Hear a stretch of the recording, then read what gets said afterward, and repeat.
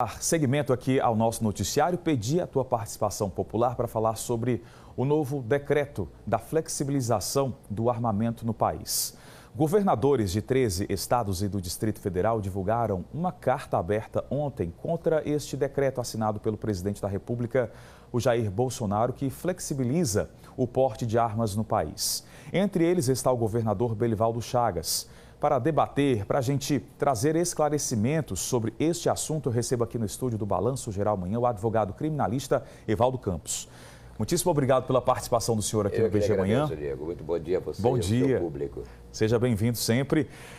Este tema acaba trazendo aí uma série de opiniões adversas. O sim e o não, e cada um com sua justificativa. Uns acreditam que a população armada pode se proteger. Outros acreditam que, pelo contrário, aumenta a criminalidade.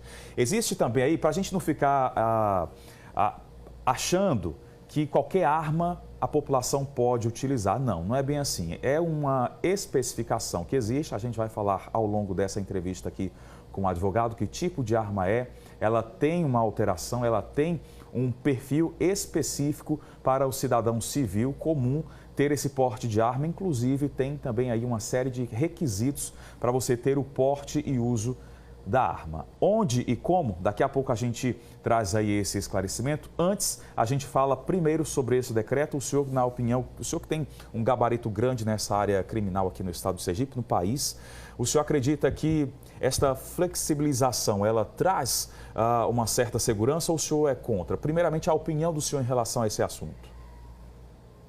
Eu, antes de falar disso, eu quero fazer uma colocação. Estamos lançando uma cortina de fumaça sobre os graves problemas que afligem a sociedade brasileira e, sobretudo, a administração pública. Esse decreto do presidente, e eu não sou a favor, agora estou dando minha opinião, desse decreto como ele está posto, ele, na verdade, foi anunciado publicamente e aprovado por quase 58 milhões de eleitores. Jair Bolsonaro, e eu não sou do partido de Jair Bolsonaro, o meu candidato era Álvaro Dias, Jair Bolsonaro disse o que ia fazer. O povo viu e votou nele. Mas este decreto resolve o problema da violência? Não. A violência não será combatida com armas e muito menos retirando o armamento. E eu falo com muita tranquilidade porque sou procurador da República aposentado. Eu tenho direito a porte e a registro. Porte eu não quero, eu não conduzo armas, embora a lei me permita. Mas o registro de uma arma para posse é necessário e é somente isso que eu darei continuidade.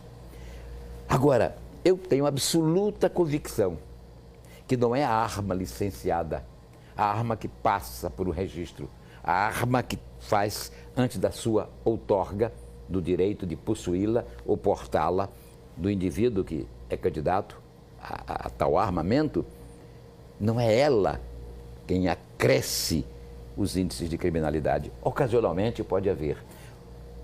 Eu pergunto a esses que dizem que o cidadão não deve ter uma arma em casa, se eles estão de acordo com as cenas que a televisão mostra quase todos os meses, 20, 30 bandidos desfilando de fuzis, inclusive passando em frente aos quartéis militares. Não é essa arma que está matando, não é esta arma que está sufocando a sociedade brasileira? Nós estamos vendo a questão sob o ponto de vista ideológico. Infelizmente, no Brasil, ou é partido A, é partido B, ou ideologia de direita ou ideologia de esquerda. Sabe o que mata brasileiro? É a fome, é a falta de acesso à educação, é a falta de acesso à saúde, é a falta de acesso ao emprego. Sabe o que é que revolta os jovens? Esses jovens que infelizmente desfilam vendendo droga com fuzil na mão e provocando tiroteios? É a corrupção conduzida por uma elite política e por uma elite empresarial.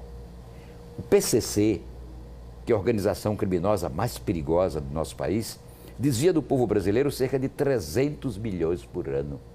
A elite política brasileira, associada à elite empresarial, essa cleptoplutocracia desvia por dia, segundo cálculos da ONU, 5% do PIB, mais ou menos 900 milhões de reais a cada dia. É isso que mata, isso é o verdadeiro genocídio. Vocês viram ainda há pouco a imagem do Hospital José Franco, que vergonha. E a imagem de todos os hospitais. Quando não falta médico, falta leito. Quando não falta leito, falta remédio. Quando falta remédio, falta hospital. O que nós desviamos por dia no Brasil daria para construirmos 7.750 hospitais no país em um ano, oferecendo à sociedade brasileira mais 1.800.000 leitos. O que se desvia por dia daria para construirmos 4.000 prédios de 100 andares cada um, se fizesse a construção com notas de R$10. Então nós estamos lançando uma cortina de fumaça.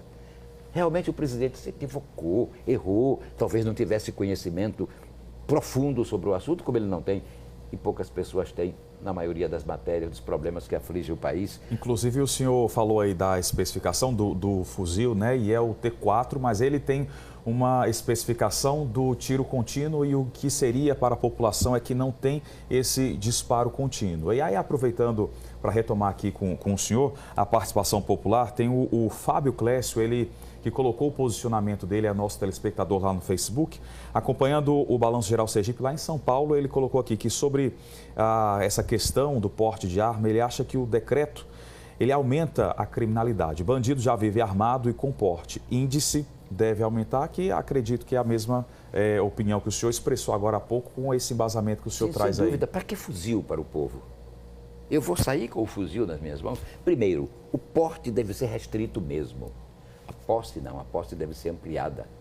É um absurdo eu não ter direito, e aqui eu estou falando eu, o cidadão, porque Evaldo, procurador da República, tem direito, eu não ter direito a ter um revólver na minha propriedade para me defender de um possível assaltante sob o argumento de que eu não estou preparado. Há poucos meses, uma velhinha de quase 80 anos evitou um assalto, porque partiu para cima do assaltante que estava armado, ele deu umas bordoadas. Então, agora, claro que o cidadão não tem o preparo de um policial, mas eu pergunto, o Estado está presente? Sergipe hoje tem menos policiais do que há 10 anos atrás. A população sergipana hoje é a mesma de 10 anos atrás e Sergipe não é o pior dos estados. Esta é uma realidade dramática. Dê emprego, dê escola, dê saúde, devolva a esperança ao povo brasileiro. Aí sim, mas como vamos mudar? Nós estamos aqui com o problema da reforma da Previdência. Dividem-se uns contra, outros a favor. A reforma é necessária e imprescindível, agora é preciso examiná-la com acuidade, com interesse e com amor pela pátria, para não fazer dela um instrumento de destruição da comunidade brasileira. Nós precisamos de outras reformas, a política que não virá, porque este Congresso que está aí está muito satisfeito com o sistema que temos. Afinal de contas, qual é o Estado brasileiro que não tem famílias que há 50 anos estão no poder? Como se não houvesse outras pessoas capazes e sérias. Vai mudar para quê? Não vai mudar coisa nenhuma. A mudança ela é sempre necessária para que haja a troca de experiência, um novo planejamento. Alternância. A reforma tributária, você que é empresário que está me ouvindo, além do que você paga da sua folha salarial, você paga outra folha de tributos. Tributos, Marcos Couto mostrou ainda agora, os buracos e as pedras no meio da rua. Tributos que não são aplicados no interesse da sociedade brasileira. É isso que causa revolta, é isso que causa a miséria e o dano. Agora os governadores fazem uma carta aberta ao presidente contra a arma. Eu sei que o presidente exagerou, está no Supremo. O próprio Congresso Nacional pode, por um decreto legislativo, cassar o decreto do presidente da República. Esta celeuma é para esconder a verdade. 13 governadores deveriam estar pedindo reforma da Previdência, reforma tributária, reforma de princípios. Que vergonha! Um deputado federal, um senador eleito, recebe dinheiro antes da posse para escolher seu gabinete, parece-me que 3 meses. No final do seu mandato, se for reeleito, recebe para voltar para casa e recebe novamente para ir. Os ministros do Supremo gastariam R$1.400.000 com vinho e lagosta, enquanto o povo brasileiro não tem um pão para tomar o café de manhã cedo. Amarga a fome, inclusive, existe uma elite uma elite que não tem compromisso com o povo brasileiro e é fácil se dividir. Eu sou contra a arma vai aumentar o crime, eu sei. Vamos limitar. Agora, tirar a arma é desarmar as pessoas. Mas as coisas não são sérias neste país. Eu me recordo que me aposentei como procurador da República e como aposentado eu não pagava a Previdência. Fernando Henrique quis taxar a Previdência. Eu e Carlos Brito, esse grande sergipano que foi ministro e presidente do Supremo, nós entramos na Justiça e derrubamos a lei complementar de Fernando Henrique ao argumento de que ela era inconstitucional.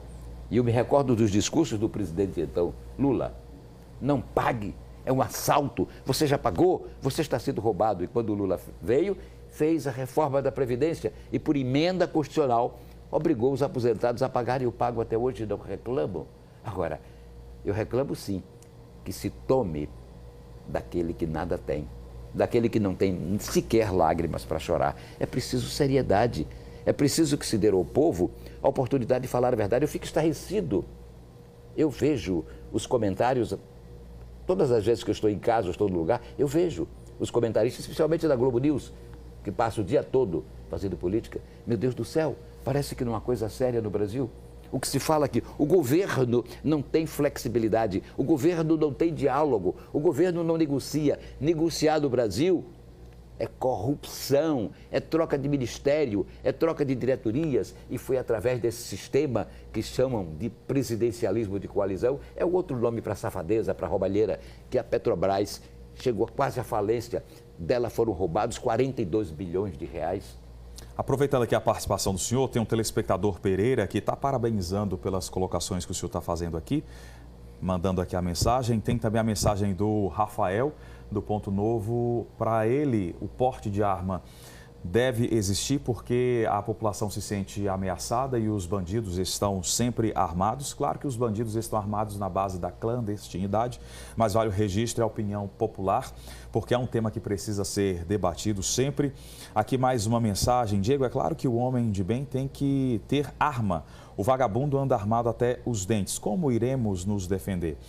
Essa defesa, né, inclusive aqui não há a identificação dessa pessoa que mandou a mensagem, essa defesa ela parte do princípio de a gente estava falando exatamente agora, que é a questão de educação, assistência básica, saúde para a população e educação. Partindo desse princípio, outros problemas que temos hoje no Brasil, como segurança pública, violência, eles amenizam. Uma vez que a educação ela é valorizada como deve ser, assim como outros países, a gente tem exemplos disso no mundo de como a educação conseguiu transformar a educação gratuita de qualidade de acesso à comunidade, trouxe a revolução para a economia de diversos países. A gente sabe, por exemplo, que o Japão ele foi totalmente destruído durante a Segunda Guerra, mas foi na educação que ele conseguiu hoje se tornar a potência que é hoje, anos após, quase 100 anos após a Primeira e a Segunda Guerra. Ainda tem aqui a participação popular. A porte de arma no Brasil é um mal necessário, apesar dos direitos humanos. Tem ainda a participação. Bom dia, Diego. Esse decreto é um absurdo, com inúmeros outros problemas para serem resolvidos. Deveria buscar justamente essas outras áreas que eu acabei de citar aqui, para que elas sejam valorizadas e assim o país possa se seguir num caminho melhor. Tem ainda aqui a participação do Dr. Evaldo Campos, grande e respeitado jurista e ser humano. É a mensagem aqui do Suelton Menezes, direto de Brejo Grande. É um tema polêmico, né, que vai gerar muitas discussões ainda ao longo do tempo, porque foi assinado essa semana já. Pois é, sem dúvida alguma. Mas por ser polêmico é que ele merece a nossa reflexão e o nosso estudo. Mas reflexão não é dizer sou contra ou sou a favor. É fazer o exame aprofundado. Nós temos tantas questões sérias do Brasil. Nós estamos, parece que, seguindo aquilo que Chico Buarque de Holanda botou na sua canção. Eu digo, nós, os dirigentes políticos brasileiros, o tempo passou na janela, só Carolina não viu. A Carolina não está vendo a fome, não está vendo o abandono, não está vendo a corrupção, não está vendo a destruição das esperanças da sociedade brasileira. Qual é o Brasil que eu vou deixar para meus filhos, meus netos e meus bisnetos? É o Brasil que 5% do PIB é roubado todos os anos. Durante 5 anos, esta roubalheira daria para construir um país do tamanho do Peru e da Bolívia. Um país digno para sua gente. No entanto, nós temos elite. Outra coisa, e aqui eu vou me dirigir a você, empresário, que recebe tantas críticas porque não se enxerga o seu papel extraordinário de gerador de riquezas, de gerador de empregos, de gerador de tributos para o bem do país. O Banco Nacional do Desenvolvimento Econômico e Social emprestou bilhões de dólares à Venezuela, à Argentina, a Cuba e a outros países para obras de necessidade duvidosa, mas seguramente para a facilitação da corrupção, da propina. Você sabe, empresário, que o BNDES empresta dinheiro aqui aos grandes bancos brasileiros a juros de 2% ao ano, com 2 anos de carência, para que esses bancos emprestem a você com as taxas, por exemplo, do cheque especial, de 100%, 200% ao ano. Se esse dinheiro fosse lançado diretamente na sua atividade, você estaria gerando mais empregos, você estaria pagando mais tributos, você estaria dando condições às pessoas de viverem honestamente. Você não estaria contribuindo para o desencanto do moço que, morando na favela, só tem uma atividade para sobreviver, sem o aviãozinho na entrega das drogas. Depois é fácil dizer, mata, liquida essa turma. É falta de amor, é falta de solidariedade, é falta de respeito pelo ser humano. Nós temos apenas interesses políticos. Eu me recordo, há uns 20 anos atrás, uma senhora entrou em meu escritório. O senhor está dando o quê? Eu disse, eu. Sim, o senhor está dando o quê? Eu disse, cuidado com essa história de está dando, eu levei na brincadeira.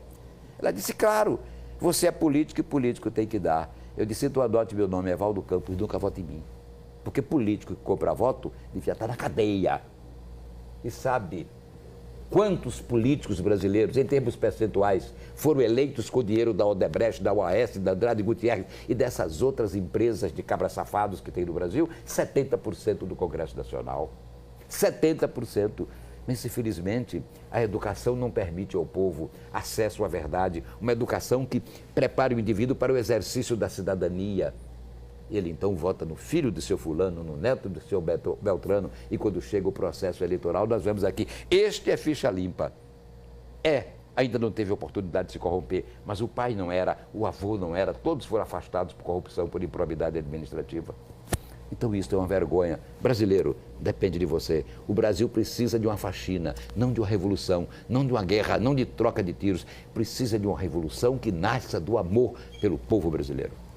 Aí, nós recebemos aqui no estúdio do Balanço Geral Manhã um dos maiores juristas do Brasil, ilustríssimo Evaldo Campos. Muitíssimo obrigado pelos esclarecimentos, eu que lhe agradeço, pela opinião. Diego. Foi uma satisfação estar com você. Volte mais, viu? Porque terei muito prazer. O Zap Zap aqui bombou. Agradeço a participação de todos vocês. Ele tem um compromisso agora há pouco, por isso a gente não vai se estender, mas seria uma honra a gente continuar batendo esse papo, debatendo, comentando e trazendo aqui esse esclarecimento ao povo de Sergipe que gosta, que participa e que assiste ao Balanço Geral Manhã. Um ótimo dia para o senhor, excelente quarta-feira. Um abraço para você também e para toda a sua equipe. Obrigado.